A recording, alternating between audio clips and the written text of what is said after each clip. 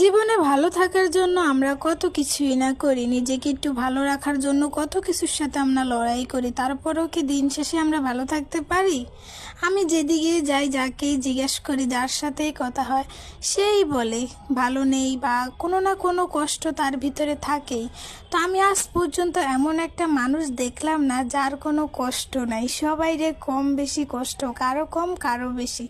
তো এইটাই, ভালো খারাপ নিয়েই তো বাঁচতে হবে। সবাই জীবনে ভালো খারাপ আছে।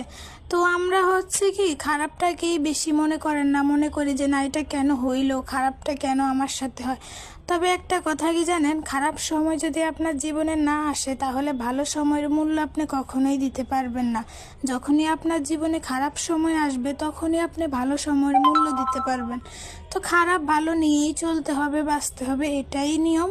তো এই তো, সবাই ভালো থাকবেন, সুস্থ থাকবেন, আল্লাহ হাফেজ।